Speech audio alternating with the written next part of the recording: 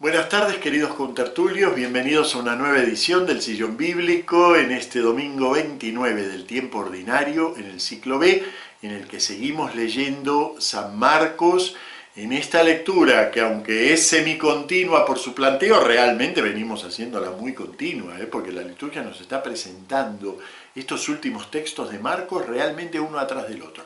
Hoy nos salteamos un par de versículos que comprenden el tercer anuncio de la pasión. Pero en realidad, como bien se puede ver al leer el texto de hoy, la pasión está también anunciada adentro, está también implicada adentro. Seréis capaces de beber el cáliz que yo voy a beber, seréis capaces de ser bautizados en el bautismo que yo voy a ser bautizado. Eso es una forma de anunciar también la pasión, ¿no? Y en este caso implicando incluso a los suyos. Entonces, la liturgia, que siempre trata de condensar los textos, trata de que no sean textos tan largos para que precisamente nos podamos concentrar, no lee hoy el anuncio de la pasión. Pero la pasión está en el centro de la meditación del texto de hoy. El texto de hoy tiene claramente, como se puede ver, dos partes. Hay una anécdota de Jesús y los suyos en este camino que están recorriendo. Se le acercan los zebedeos y le preguntan un poco infantilmente, ¿no? Porque hacen como los niños que se acercan al papá y primero, ¿me vas a dar lo que te voy a pedir? Bueno, pídelo. ¿Me vas a dar? Quieren asegurar primero la buena voluntad del Padre, ¿no? Entonces, ¿nos vas a dar esto que te vamos a pedir? Bueno, a ver, ¿qué quieren? Queremos estar uno a tu derecha, otro a tu izquierda. Bueno, Jesús no les dice que sí, pero les responde con un pedido que usa el mismo procedimiento, ¿no? Bueno, a ver, ustedes son capaces de de beber el cáliz que yo voy a beber, son capaces de pasar por el bautismo con el que yo voy a ser bautizado. Sí, sí, somos capaces. Bueno, está bien, entonces todo eso lo van a tener, pero los puestos no los asigno yo. Así que el cazador casado, ¿no? Usando el mismo procedimiento con el que ellos lo querían comprometer, los compromete él a un seguimiento mucho más íntimo de su pasión. Y de hecho Santiago va a ser el primer apóstol que muere mártir, ¿no? Bueno, pero esa anécdota, que está muy bien, es un fragmento que hasta tiene su humor, ¿no? Por el modo de conducir el diálogo. Esa anécdota no es lo central en esta lectura. Lo central viene precisamente ahora, al final, en la segunda parte del texto, que es la enseñanza. A tal punto es importante esto que, vieron que en la liturgia cuando el texto es muy largo se puede leer una parte. Bueno, la parte que se manda a leer cuando solo podemos leer un pedacito es esta segunda, la anécdota no. Incluso si ustedes comparan, por ejemplo, con San Lucas cuando cuenta esta parte, saben que San Lucas va retomando siempre de San Marcos, cuando cuenta esta parte elimina la anécdota de los apóstoles, se concentra solo en esta enseñanza. Dice, bueno, estaban discutiendo por el camino quién era el mayor, la resume así con una sola frase. Entonces, esta enseñanza es fundamental. Y realmente nos damos cuenta que es fundamental, porque aquí Jesús puso en vinculación dos realidades. Empieza hablando del servicio, dice, bueno, no sean como el mundo, tomando un poco ocasión de la anécdota, que querían los puestos más importantes, no sean como el mundo. El mundo lleva la ley del poder, ¿no? El que más cabezas aplasta, obviamente llega más alto, ¿no? Entonces, el mundo lleva la ley del poder. Entre vosotros no tiene que ser así, sino que la ley vuestra tiene que ser la ley del servicio. Ojalá le hiciéramos un poco más de caso, ¿no? A Jesús. Lamentablemente en la iglesia no nos manejamos con la ley del servicio como él pidió. Porque si nos manejáramos con la ley del servicio, no solo sería una iglesia más atractiva, y por lo menos rompería los esquemas del mundo, ¿no? Sino que además esa iglesia se volvería salvadora, ella misma. Fíjense, porque Jesús vincula, en la segunda parte de la frase, vincula el servicio a la salvación. Dice, como el Hijo del Hombre, que no vino a ser servido, sino a servir y a dar su vida en rescate por muchos. Ese es un paralelismo, ¿eh? El servicio contiene como contracara el dar la vida en rescate. Y aparece aquí la realidad del rescate. ¿Qué es esto del rescate? Que además es el tema central de hoy. El tema es el rescate. Pero el rescate visto desde la óptica de esta ley del servicio. Después volveremos sobre la ley del servicio. Ahora vamos al rescate, porque precisamente la liturgia no quiere que perdamos de vista esa última frase, y a dar su vida en rescate por muchos. Y entonces, de todo lo que dice la lectura de Marcos, la primera lectura ilumina, pone el foco sobre ese último versículo, y a dar su vida en rescate por muchos. En la primera lectura leemos un fragmentito de un poema muy importante para nuestra fe, porque nos ayuda a entender la pasión del Señor, y muy importante también en el curso mismo de la revelación bíblica. El poema lo llamamos normalmente Cuarto Cántico del Siervo Sufriente, lo leemos mucho en la liturgia, sobre todo en los días de pasión. Pero hoy no leemos el texto entero, no leemos todo el poema, leemos solamente 2 versículos, los que precisamente iluminan la cuestión del rescate. Dicen, el Señor quiso triturarlo con el sufrimiento y entregar su vida como expiación. Bueno, continúa. Mi siervo justificará a muchos porque cargó con los crímenes de ellos. Bien, vamos a tratar de entender un poquitito este texto, que es muy clave. Yo les diría que es uno de los textos, junto con algunos salmos, el Salmo 22, es uno de los textos que sirvieron a los primeros cristianos para entender qué había pasado en la pasión. ¿Por qué el Mesías debía padecer? Y además el propio Jesús en su enseñanza insistía en que el Mesías debía padecer. ¿Por qué? Bueno, vamos a ponernos un poco en situación de este poema, del Cuarto Cántico del Siervo. El Cuarto Cántico del Siervo está dentro de la segunda parte del libro de Isaías, una sección que ocupa del capítulo 40 al 55 de Isaías, debida a un profeta anónimo, casi 2 siglos posterior al Isaías que le da nombre al libro. Lo llamamos también Isaías, lo llamamos segundo Isaías, pero porque no sabemos el nombre. Es un profeta de la escuela isaiana y que tiene un modo de escribir muy poético y aporta algunos de los conceptos fundamentales que luego van a ser utilizados en el Nuevo Testamento, como el Evangelio, la buena noticia. Es un concepto del segundo Isaías. El mensajero de la paz que cantamos, ¿no? Es un concepto del segundo Isaías. ¿Qué es esto del siervo sufriente? Una pregunta que se hacía Judá. Judá estaba en el exilio. Judá en el siglo VI es tomada por Babilonia, es arrasada, y su población, su parte, digamos, más, podríamos decir, su clase dirigente, sus sacerdotes, su parte más noble, es llevada a Babilonia. Y allí empiezan a profundizar en la fe, contrariamente a lo que suele pasar. Un pueblo en el exilio termina en general dispersado, se casan con gente del lugar y ya se amalgaman y ya está. Era muy común en la antigüedad esto de los exilios de pueblos.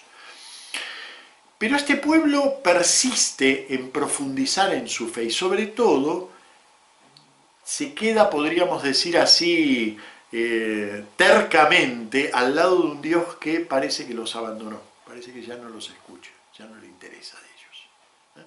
Recuerdan ustedes que el tema de tener la tierra era el tema central del Antiguo Testamento, ¿no? Entonces, Dios los expulsa de la tierra, así entienden ellos, entienden que la permanente idolatría del pueblo fue llevando al exilio, pero lejos de, abandonados por Dios, lejos de abandonar a Dios, comienzan a meditar más profundamente su ley, ¿no? Y se chocan contra la pared. ¿Por qué este sufrimiento? Es decir, bueno, perfecto, cuando yo meto las manos en el fuego me quemo, hay una simetría, ¿eh? Hay un sufrimiento que proviene de algo que hice mal, ¿sí? Hay una simetría. Pero aquí hay como un exceso de sufrimiento, ¿no? Hay un plus, hay un algo más en este sufrimiento. Y no lo entienden. Y viene Isaías, este profeta, precisamente es profeta por eso, porque en nombre de Dios profiere, revela, lanza una palabra nueva, algo que interpreta de una manera completamente nueva el sufrimiento de este pueblo.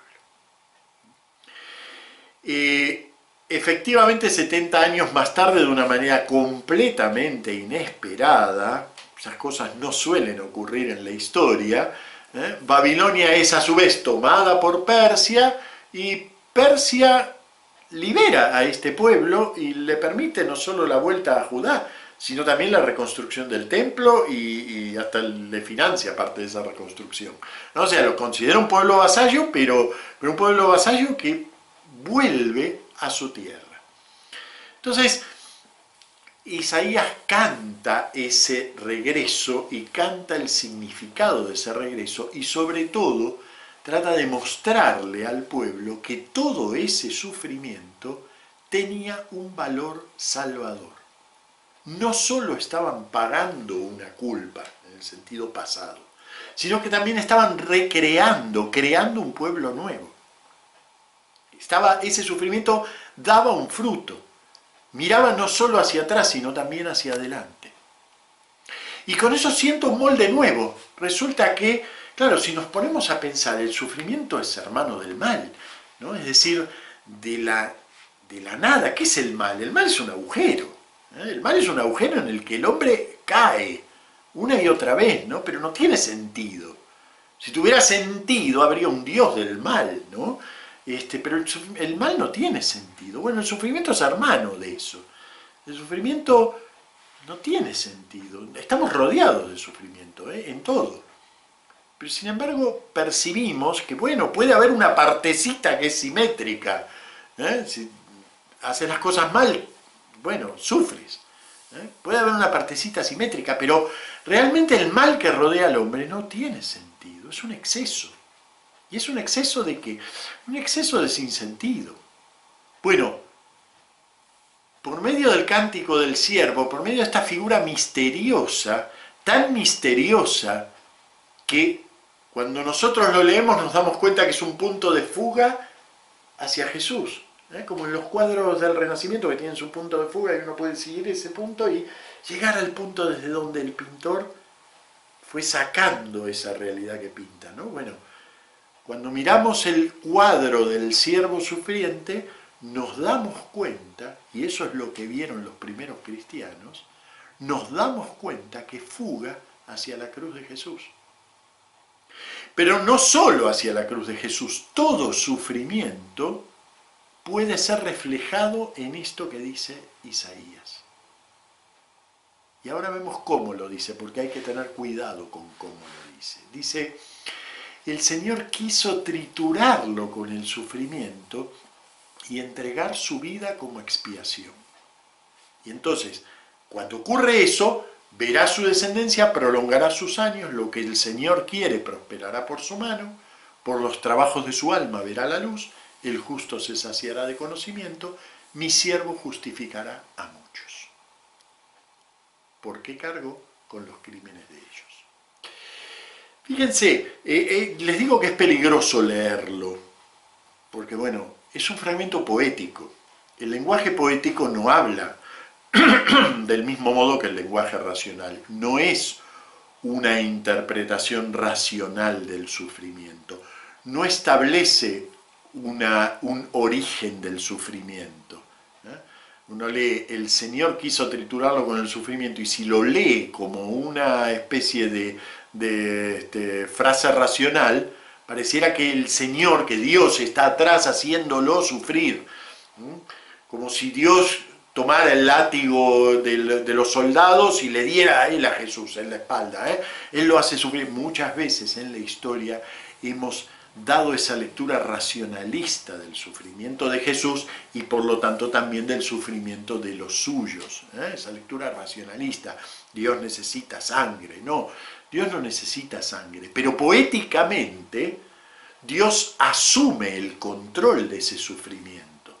¿Por qué? Porque va a sacar de ese sufrimiento, decide Dios, y esto es pura gracia, por eso esto es profecía, es anuncio, es revelación. Dios, por medio del profeta, anuncia que Él decide sacar del sufrimiento salvación. Se compromete a sacar del sufrimiento salvación, de eso que para el hombre es el sinsentido total, de eso que no vale, de eso Dios decide sacar salvación. Así que tenemos a Dios aquí creando y tenemos a Dios aquí en el sufrimiento salvando. Por donde lo busquemos, por arriba, por abajo, va a estar Él. Y ese es el anuncio del siervo sufriente. Ese es el anuncio, ¿ven? Por arriba, por abajo, va a estar Él. Eso lo retoma Jesús. Y dice, el Hijo del Hombre no vino a ser servido, sino a servir y dar su vida en rescate por muchos. Al poner el rescate del que poetizó Isaías en paralelo con el servicio, nos muestra el modo como ocurre ese sufrimiento redentor. Ocurre por medio del dejarse, digamos, esa centralidad que creemos que tenemos que tener nosotros, ¿no? El Hijo del Hombre se vacía de sí mismo, como luego lo va a decir el himno, ¿no? Se vació a sí mismo, tomando la condición de esclavo, fíjense, ¿no? Nuevamente el mismo término, servicio, dulía, el dulos, el esclavo, tomando la condición de esclavo. Es decir, ese sufrimiento salvador es paralelo al vaciarse de sí en el servicio.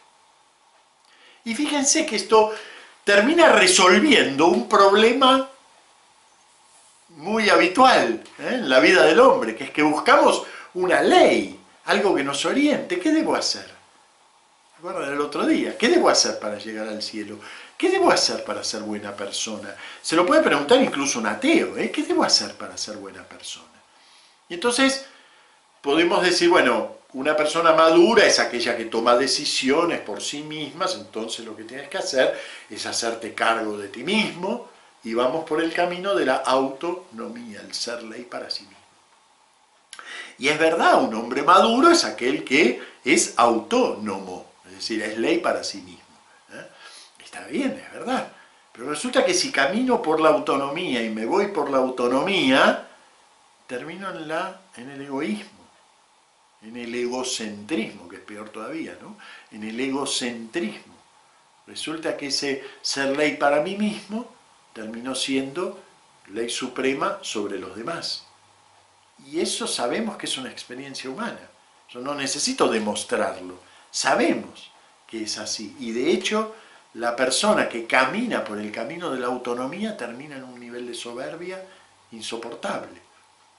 Y entonces decimos, bueno, no, es que la solución no es la autonomía. Nos vienen algunas predicaciones, algunas éticas de la heteronomía. No, mira, lo que tienes que hacer es seguir la tablita, las leyes, heteronomía, está fuera de mí, las leyes. Tú sigue la tablita, y si obedeces no te vas a equivocar. Pero resulta que lo que saco parece muy racional y muy real eso, si yo obedezco a las leyes, si las leyes son justas, si yo las obedezco no me voy a equivocar. Pero resulta que termina un hombre infantil, un hombre completamente, digamos, lo único que hace es repetir lo que otros dicen que tiene que hacer. Entonces cuando camino hacia la heteronomía, me pasa como cuando camino hacia la autonomía. El principio en sí está bien, pero resulta que cuando camino en ello termino en una completa despersonalización.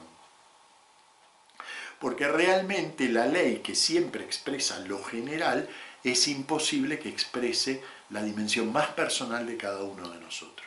Así que si yo rijo mi vida heteronómicamente, lo que pierdo es lo más propio mío, aquello por lo que Dios me puso en este mundo.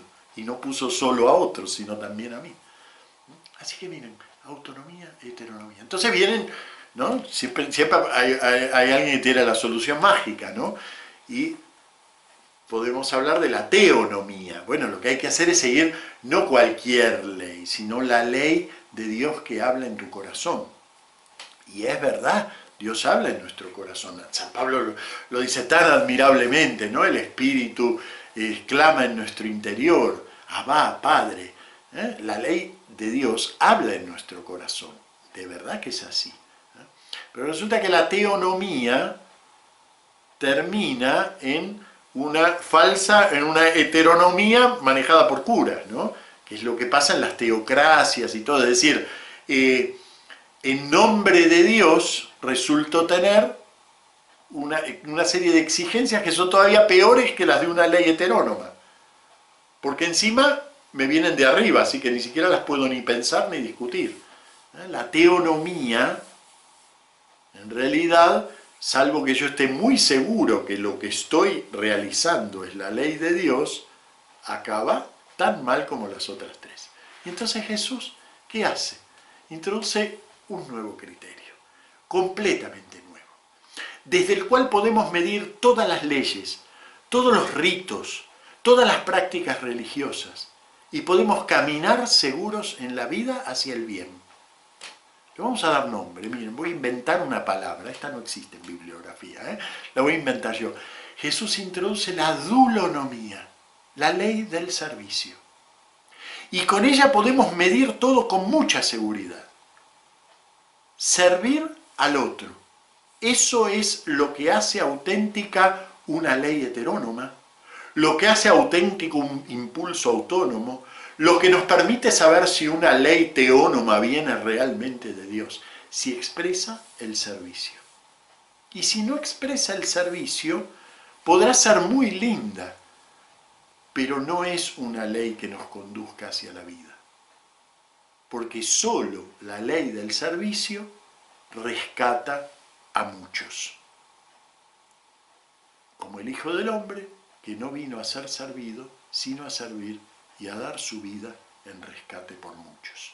Este pequeño fragmentito deberíamos tenerlo una y otra vez cada día, recitarlo para nosotros, para saber cuál es el criterio por el cual podemos medir todo. La bondad de nuestros actos y la bondad de una ley. La bondad de aquello que se nos propone como camino, y si ese camino tiene algo que ver con el camino que Dios le pide al hombre, el servicio. Bueno, muy bien. Les apunté la palabrita nueva, dulonomía, así no la olvidamos. Dulonomía, la ley del servicio, una ley que no es heterónoma, no viene de afuera, viene de lo más interior del hombre, porque el hombre verdaderamente cuando se realiza y cuando alcanza esa felicidad es cuando precisamente se vacía de sí mismo y de sus impulsos egoístas. Así que miren, ni viene de afuera como la heteronomía, tampoco es una exaltación del yo como la autonomía, y es una fuente que seguramente viene de Dios, así que esa es la auténtica teonomía, y la enseñó nada menos que el propio Dios. Nos vemos la semana que viene. Muchas gracias.